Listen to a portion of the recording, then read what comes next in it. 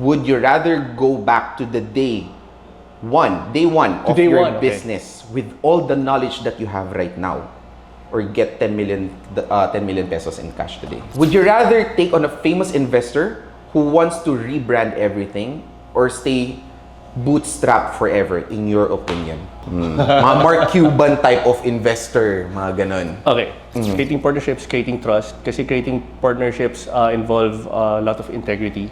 Yeah. So I think no business would grow if there's no integrity involved. My lifestyle is in the belief of the early bird gets the worm. I feel a certain amount of achievement doing things while the world is sleeping.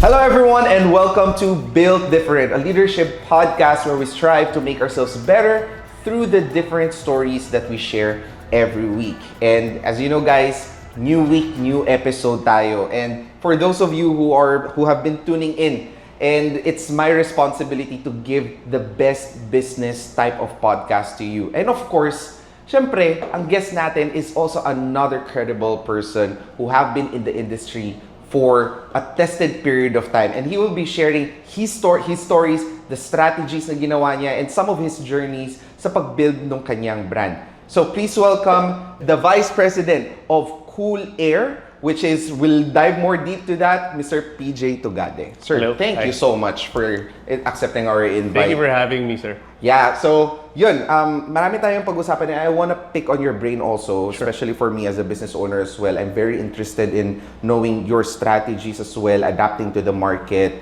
Ano yung mga ginawa mong pivots all throughout these years that made you stay relevant sa industry ngayon. But just to start things off, again, give us a little bit of a background, your humble beginnings, paano ka nagsimula dito, and gaano kalayo na yung tinahak mo dito sa entrepreneurial journey mo. Okay, so si Coolaire started in 1969. So we actually started 55 years ago, turning 56 this year. To this day, we are the largest manufacturer of refrigerated vans and cold storage systems. But it wasn't always that way, syempre, di ba? There's always been some ups and downs in the business. Ako personally, kasi the business was started by my grandfather, and then it was handed over to my dad. And then ngayon, it's my brother and I who are running the business. So third generation. Third generation, that's right. Third generation. And I think a lot about the business we learned in the dining table. So kasi as I was talking to you about earlier, Coolaire used to be in the second floor of our house. Right. The first floor was where we lived. So every time si Dad would have people go down to the dining table, have stuff signed, he would have his meetings in front of us. So I guess at a very early age, we were indoctrinated into the business. And when we graduated from college, parang there was no really other choice for us. Not really parang out of option, but it was really chosen by us to basically join the family business now. Right, so ganun talaga yung upbringing ninyo. Yes, sir, and we've been working there ever since. Okay, so wala talagang like, okay, kuha ka muna ng corporate experience and then lipat ka dito sa atin. Walang ganun. Wala. Hindi So, ka how does it look like when you were growing up? After school, diretso negosyo? After school, hindi. We had summer jobs in Coolaire. Okay. So ang ginagawa ni Dad noon was, kasi there was nothing really that we were doing pag summers except for, doing some sports activities or going on small vacations. But other than that, he would ask us to have a little bit of intern work sa Coolaire. Yeah. And whenever we do that, parang the arrangement was always, he would assign me in different departments. And pag na-assign ako sa certain departments na yun, ang reminder niya lagi is you're not the boss. Right. So si Mr. ganito or Miss ganyan ang boss mo. So you have to report to them and you have to do everything that they would ask of you. So I guess the hands-on part of the business I learned from those little summer breaks. What was the expectation? Kasi I completely resonate to that story. Kasi when I was also growing up, ganyan din yung training ko. After school, dito ka sa negosyo. Hindi ka boss, maglinis ka, punas ka ng mga ng mga upuan, maghugas ka ng pinggan doon, mag-cashier ka, ganyan. It's more of like the entrepreneurial mindset eh. Right. Pero you as a third generation, I couldn't imagine like what's the pressure like? Kasi 'di ba, the sustainability, obviously it's going to be a fourth generation business. Pero what was instilled as dun sa pinaka early stage nung career mo na nakikita mo na talagang okay, ito na talaga yung gagawin ko? Well, kasi I guess it was really ingrained in our blood kasi talaga eh. So, like ever since we really had, parang the vision was always towards working in the family business. It wasn't really forced to us. It was actually our choice talaga. Now, I guess if you're talking about pressure in any shape or form, siguro yun yung like to bring forward the company to the future and to the next generation, responding to the different needs of the market. Kasi nagbabago na talaga eh. Like technology advances in such a rapid rate talaga eh. So in such cases, yun lang talaga yung the pressure that we really continue to encounter up to now para sa growth and prosperity ng business natin. Right. So over the past decades, over the past years, then you mentioned that the landscape is always changing, just like any other business fields naman. No? Specifically for you, what was the turning point or what was the situation that really got your attention na parang, okay, we need to look for this angle kasi a lot of businesses are moving to this side. Yeah. So what was that experience? Okay. Kasi we're in the industry ng refrigeration. Okay, so cold chain yung business natin. But then refrigeration in the Philippines is very much in its infancy, especially when we started. In a sense na in other neighboring countries in Southeast Asia in particular, they fully understand and utilize refrigeration for transport and for stationary purposes in a way that they really understand it. Sa atin kasi, I mean, where else can you see countries na nagde-deliver ng mga gulay, they load a jeepney full of gulay and then they transport it at night, just because the thinking is hindi naman kasi ganoon kainit sa gabi kaya okay yung gulay ko. Okay? But in reality, there are some losses on the way in terms of quality and in terms of, kasi all of these perishable goods require certain temperatures wherein it will be kept in a fresh state. So yung mga ganon. That was probably what we had to deal with. How did we deal with that? Probably siguro we took a lot of time in educating the market, in developing companies developing partners into understanding the importance of perishable goods and the cold chain system in terms of quality. When they deliver the goods, it has to be a certain quality para kasi we are all consumers at the end of the day. So we are all affected by this practice or malpractice of cold chain. Right. So we were really advocates of educating and developing the market in terms of understanding and in terms of using the proper techniques and equipment for food preservation. Okay. So you've been in the industry for so many decades, and yung sustainability also not just to your company but also educating your existing clients na okay, so ganito yung nangyayari, we need to adapt to this, we will train your people to have the common vision and common parang adaptation to sa operations ninyo. But let me take a step back here. Right now, what is the mission of your company ba? Okay, well, the vision of our company basically is to provide safe environments for perishable goods. So that involves proper transport and proper storage of perishables, mostly food and pharmaceutical goods. Para sa consumption natin, when the foods come to us as consumers, they're in the condition as intended. So yun ang that's basically the mission of the company. Paano yung vision ninyo in the next, in the next decades to come? Like to be the full market share owner ba of like the refrigerated, cold storage na Right. mga products? Ano ba yung nakikita But mo dito? for now, fortunately, we're blessed to be able to have the major part of the market share for our refrigerated vans and cold storage. Pero the long-term vision really is to be to maintain that position and probably, if possible, to be the main supplier of refrigerated vans in the whole country. With the advancement of technology right now, kasi even before, the way that you get clients is you go to the business directly, you go to email. How do you make sure that you're sustaining and growing yung mga client base niyo? What's the strategy? Okay, well, it's complex. There's a lot of facets wherein we can look at it. Well, one is creating partners. Creating partnerships, creating trust. Kasi creating partnerships involve a lot of integrity. Yeah. So I think no business would grow if there's no integrity involved. So it's all about being respectful, being a man of your word, making sure that you're authentic, you're genuine. Kasi you won't get like, how do you say this? Parang a lot of people get caught up in just the act of selling. Yes.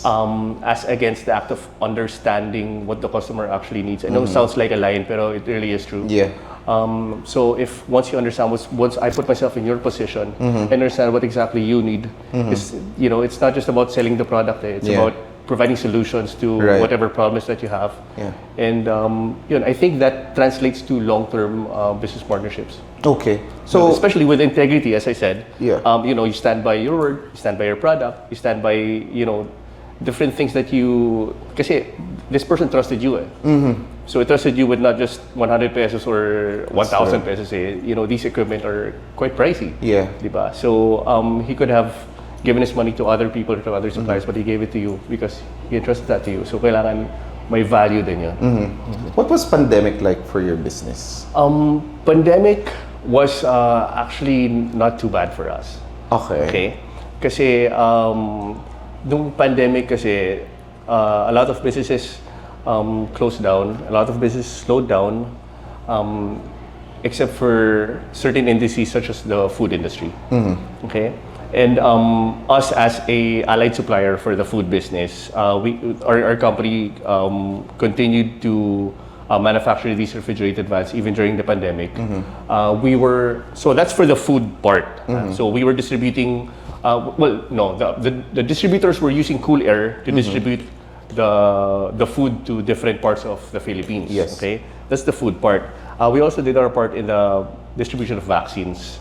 Kasi we were fortunately we were the preferred supplier for refrigerated vans to carry the vaccines for different parts of the Philippines. Kasi these vaccines are very temperature sensitive. Right. So plus minus certain degrees of temperature, it can really affect the efficacy of the vaccines. Yeah. So and different vaccines involve different temperatures also. Yeah, sila Sinovac, sila AstraZeneca, sila Pfizer, and all of those. They're all vaccines, but they're all made of different molecules, which require different kinds of temperatures also. Right. So aside from the food, we were also the main nominated equipment supplier for the vaccines.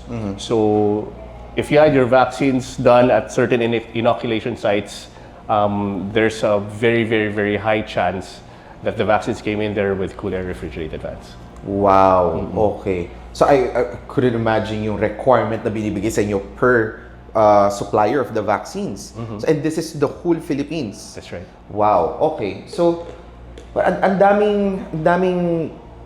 daming kailangan gawin doon sa mga business kasi you have so many product lines, you have so many service lines, no? That's right. And as the vice president, and by the way, how many employees do you have right now all over the Philippines? We have about 400. 400 employees. Yes. Okay. And then you as the vice president, which holds a very critical role, what does your day-to-day look like in your work?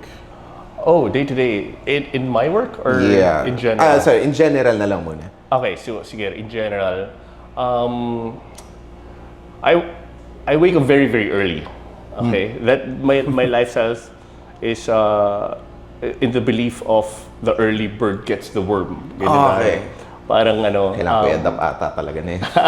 Night owl ako eh. Okay. parang I feel a certain amount of achievement doing things while the world is sleeping. Ganyan. Okay, so in my day, I put certain blocks of time. So when I wake up at 3, I have to make sure that I get my first meal by 4. I'll be in the gym by 4:30. Wow. So that's my first block of time. And then after that, I go to work. And then after that, I go home to my family. Because I would like to think of myself as a very present dad. And husband, of course. And then after that, if time permits, there are certain occasions that I still spend time with my friends. So I try to make everything balanced as far as lifestyle is concerned.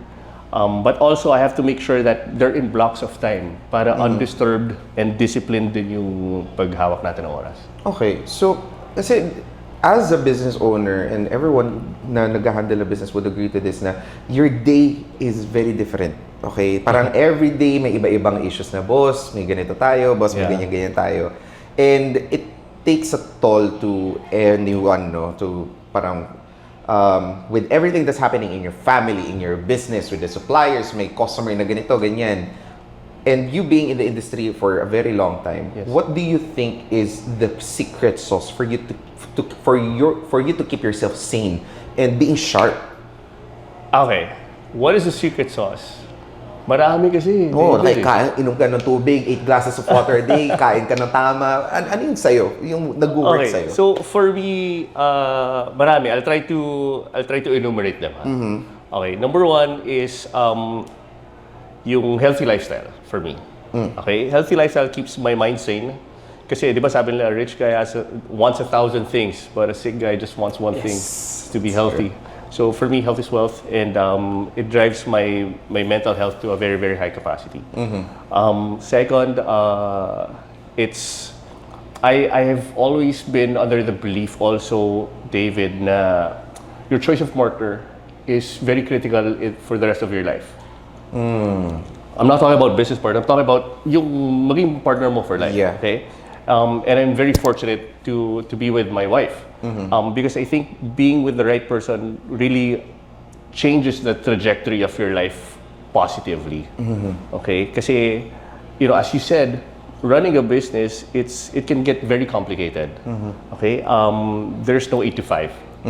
Okay, and there's no Monday to Friday. Yeah. So if your partner understands and supports, for a person who's handling very a very heavy weight on his shoulders, nakakagaan yung ganun. Yeah. Right? And then I would say last one is I have a very special relationship with God. So I feel that spiritual guidance and spiritual health is also critical in this kind of lifestyle. Were you always like that? Like, ganun ka-organized when it comes to living your life?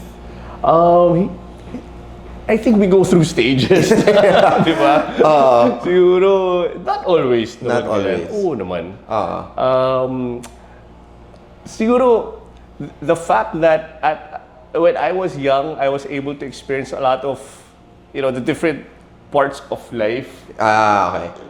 I think that helped. Yeah. Oo. Maaga ka nag-mature. Kailangan mo natin i-detail. Maaga, okay. Alam ko naman sinasabi mo. Alam din yan ang sinasabi.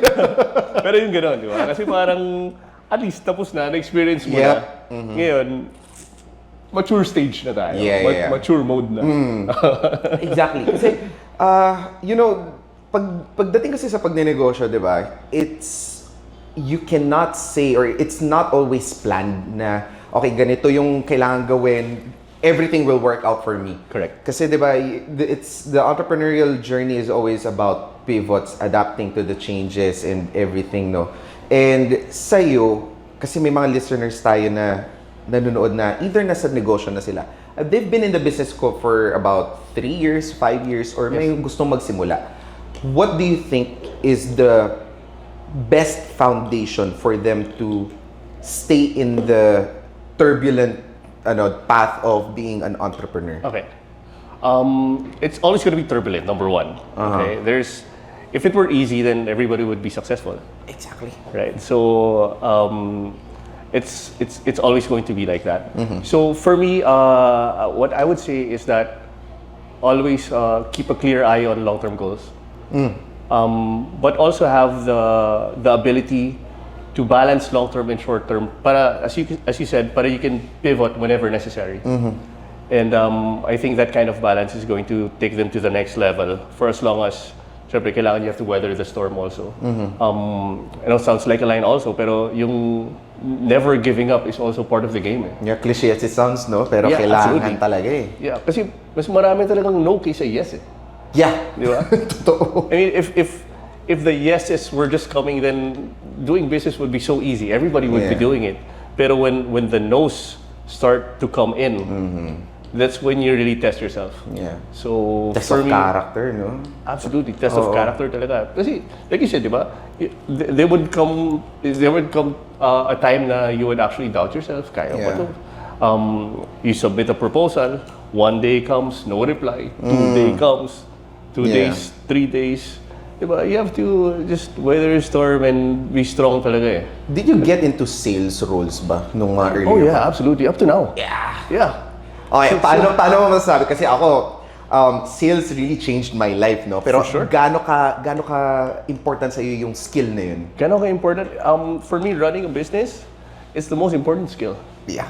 The sales hat, because we wear different hats, right? Yeah. The sales hat is the biggest and most important hat because it's the revenue. Yeah. So you control the sales, you control the money that's coming in. Yeah, and of course, it's not just kasi okay. You look at it from different perspectives also. There's the revenue part, and there's also the customer relationship part. Customer/partner. I like using the word partners kasi parang there's verbalizing it actually changes your whole perspective of how you look at these people. Yep. You're my partner, I care about you. Hindi lang yun, you're my customer na I'll just sell this product to you, I'll take your money, thank you, bye-bye. Right. So, the sales hat or the sales role actually allows me to, make sure that these relationships are kept important and valued. Not just for me, but also for the other party. Yeah. Kasi the reason why I asked that, you mentioned earlier na ang daming no. Lalo kapag naninegosyo siya. And then it popped into my mind na this is like very close to the definition of sales eh. Yung pag nag-submit ka ng proposal, pag nag-oo yan, ibig sabihin, hindi mo nagawa yung role as a salesperson. Because as a salesperson, you need to have the agility, endurance, and the perseverance na talaga magtuloy-tuloy ka. And being able to identify paano mo ma-handle yung objections ng bawat client, no? And connecting with them, as na-mention mo kanina na hindi ka pwede nagbebenta lang. Dapat actually may paki ka talaga. That's right. Ako, sobrang believer talaga ako naman. Kasi yun nga parang sabi nila, if it sounds right, you'll hear it. If it's marketed right, you'll buy it. But if it's real, you'll feel it. Wow. Yeah. Okay? So, mararamdaman ng customer kung talagang totoo ka eh. Kung talagang authentic ka eh. Kung talagang binavalue mo yung kailangan nila eh. That's true. So, I think it goes back to the main virtue of being real to the customer also. I mean, kasi they know, then they can feel it. Yeah. Lalo na if you're dealing with business to business, no? And hindi lang ikaw ang una nakausap nila na ganyan. Okay, so probably they have already recognized the pattern na okay, ganito yung sasabihin yan. Okay, so after nun, but if you are able to speak their language na, oh, alam mo pala yung ganyan. Okay, I feel you. Okay, ito yung solution namin. And probably you're at least ahead of the rest ng mga gusto makipag-bid din dun sa kanila. Yeah, which is a very interesting, role. Sales is such a very important role. Lalo na sa mga gusto magnegosyo dyan. Kung gusto niyo po survive, as long as you know how to sell, you know how to create offer, and then you know how to generate traffic to that offer, then you'll always figure out a way to bounce back to business kapag medyo nagiging turbulent siya. No? And with everything, aside from your position sa Coolaire, do you have any other ventures outside of that? For business ventures, it's purely Coolaire. So, like I said, I like to compartmentalize certain parts of my life. And for my work, I'm 100% dedicated and devoted to Coolaire. And then, outside of that, you're also into weightlifting. Yeah, yes. Oo. So, kailan nagsimula to? Parang, kita na sa katawan mo, nagyaya yung katawan ko bigla eh. Matagal na, kasi syempre nung bata tayo, di ba, mahilig tayo sa mga comics. Marvel, DC, Yes. lahat ng tao, mga batak. Tapos, manonood ka ng TV, makikita mo sila, mga WWE. Nako. Hindi na ako nanonood ng WWE, pero okay, sige, Pero diba, anong batch yan? Sino pa yung mga superstar ng mga time? Ultimate Warrior yan, bro. Di ba? Yeah, agree. So for me, nung bata ako, yun na talaga, gusto ko maging parang superhero. Yung mga iba gusto maging Superman, gusto maging Batman. Ako parang gusto ko maging Ultimate Warrior eh. Yeah, so when I graduated from school, actually nasa school pa lang ako, I was already doing a lot of sports. I was an athlete in school. After that, when I graduated, I had my own money. The first thing I did was to find a gym. Gym membership ako kasi I was a scrawny kid. I was really a thin guy. So, yun, doon nag-start. I never looked back after that. I became a competitive athlete also. Anong sport? Well, marami na akong pinagdaanan eh. So, nung college ako, I was doing taekwondo. Wow, Yeah. okay. Tapos, after that, I went into, I did marathons a lot. And then, I did CrossFit. And then, I did it competitively. Tapos, bodybuilding. Yan. Okay. So, ngayon, maintenance na lang.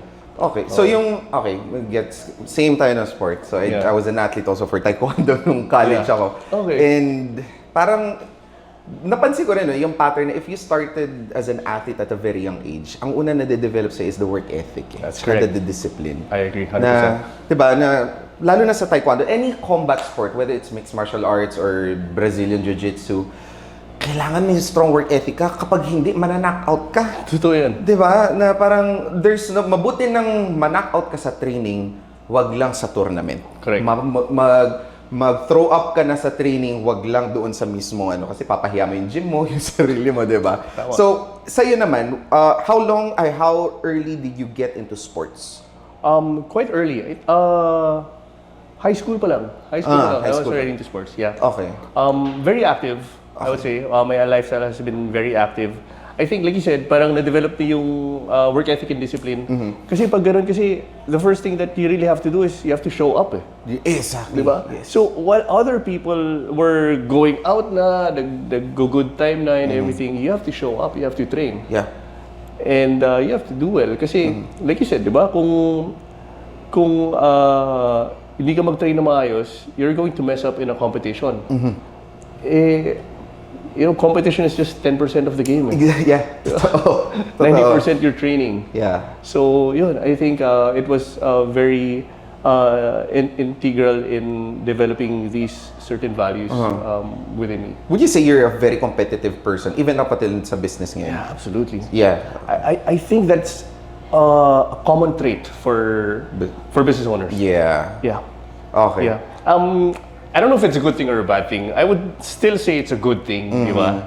Good thing because, syempre, you're always hungry. You always have that killer instinct when you're competitive. Siguro the only negative side is that sometimes you take losses quite harder than other people. Yeah, totoo. So, pero even that in itself for me is a good thing pa nga. Yeah. Because you recalibrate, you realize what went wrong, and then you go for something bigger. Right. I mean, kasi life is also about competition in one way or another, diba? Lalo na kapag nasa negosyo ka. And, syempre, lalo na pares din pala tayong athlete na at a very young age, natutunan natin kung paano maging competitive. Yung parang kailangan mo palagi manalo. And especially in sport of taekwondo, minsan, diba, magko-compete ka 5 fights in one night.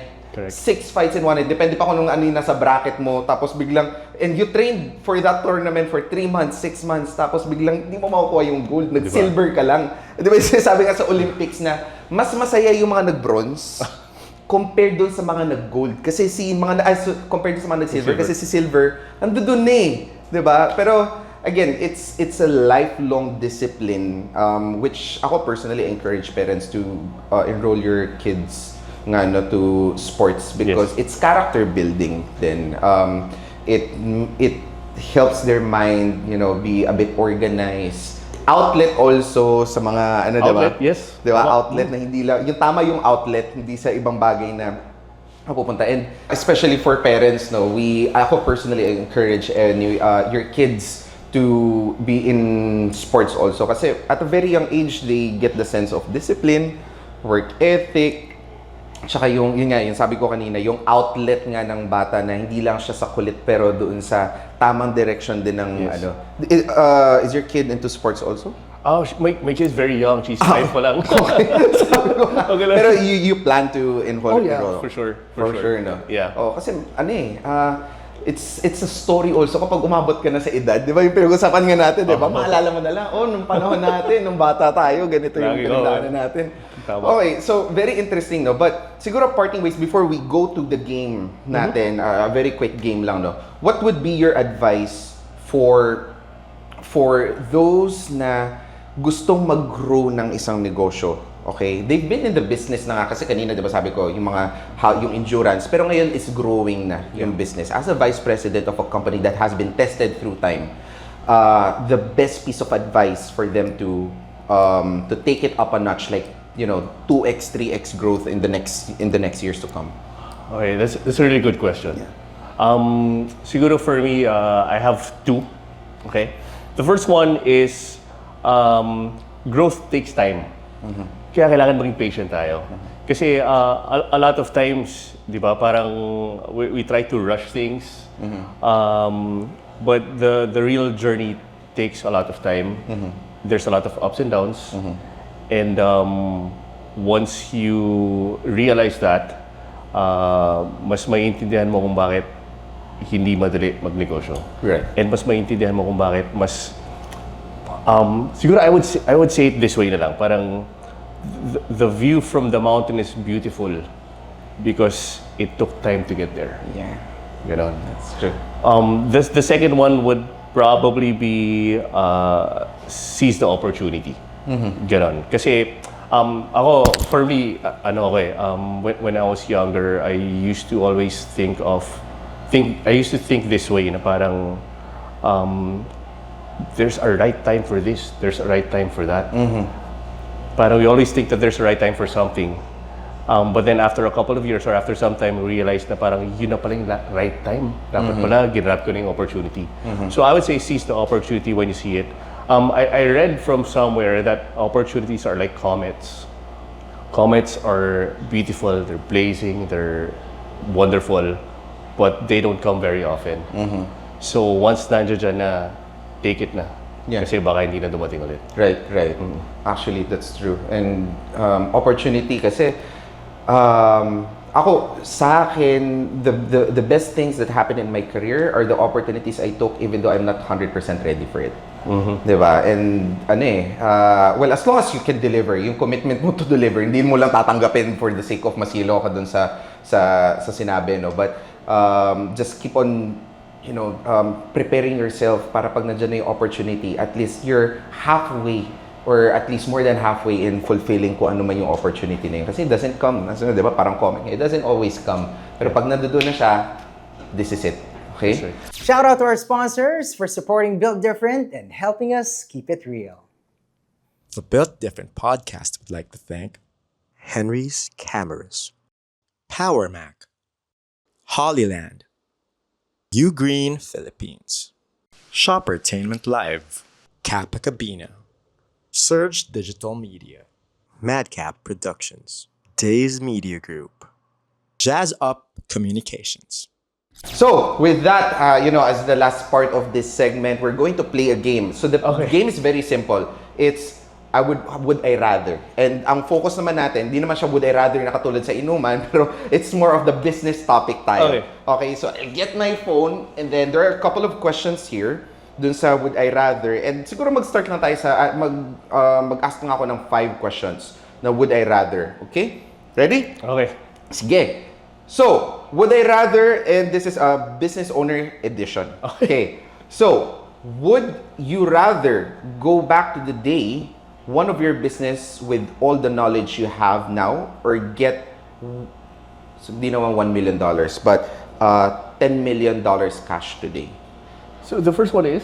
Okay. Would you rather go back to the day one of day your one, okay, business with all the knowledge that you have right now, or get 10 million pesos in cash today? Okay. Bro, I would rather go back to day one. Definitely, for sure, 100%. With all the knowledge? Oh, yeah.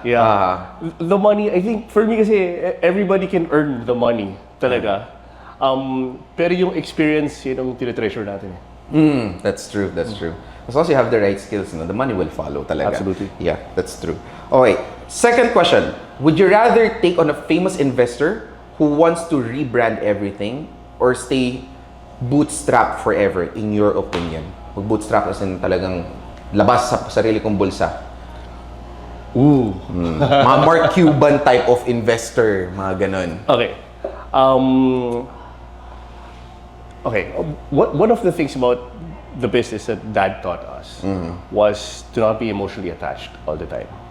So, meaning, businesses can be sold. So if there's an opportunity, you seize it.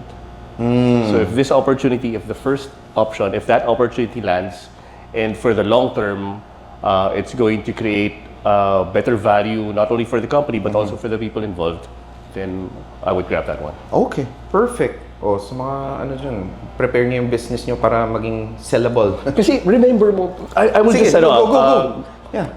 The movie, The Founder. Oh, yeah. Di ba?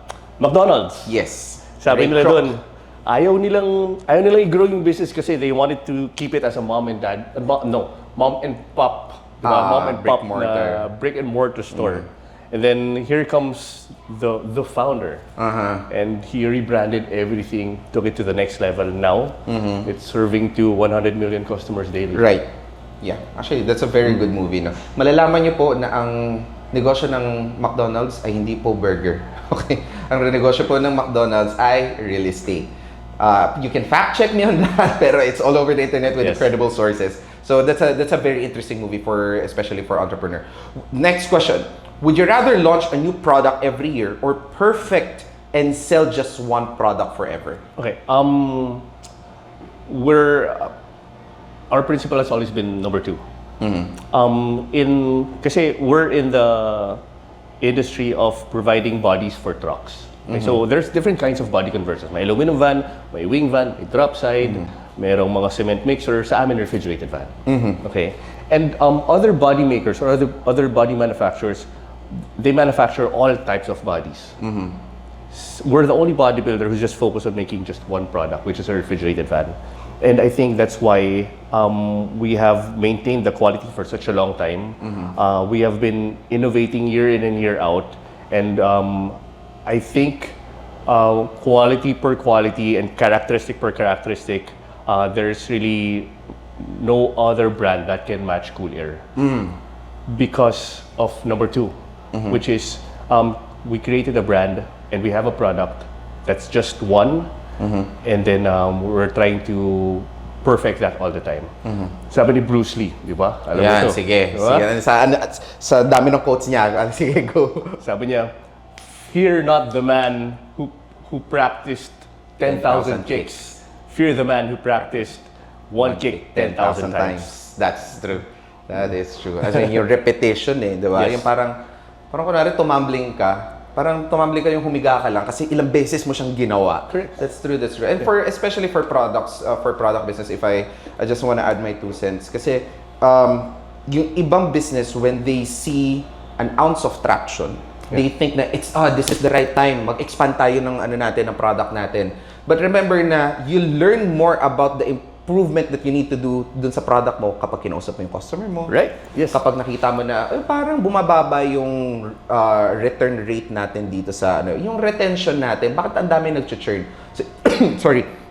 So it's a matter of perfecting the product, listening to the customers, and for those na naka-tune in dito, ang dami na nating guests na sinasabi palagi, ang common denominator nila, listen to your customers.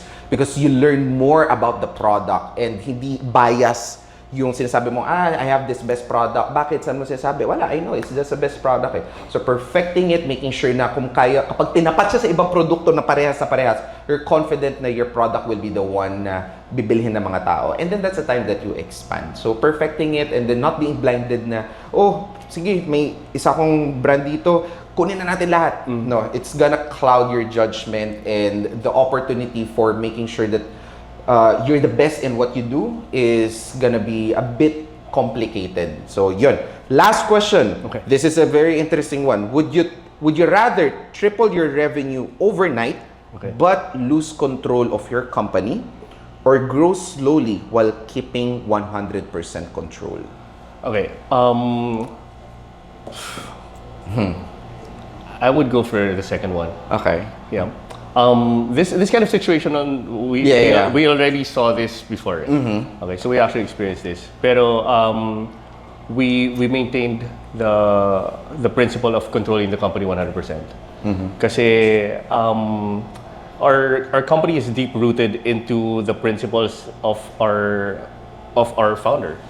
So yung management and yung style ng pagpatakbo ng business, I think, was very critical in bringing it to where it is today. Tripling the revenue, it's very enticing if it's gonna happen overnight. But if we continue to do good work, maintain our integrity, keep our customers happy, keep our people happy, I think over a period of time, tripling the revenue is still eventual. Okay. So, yun. That's Very my well answer. said.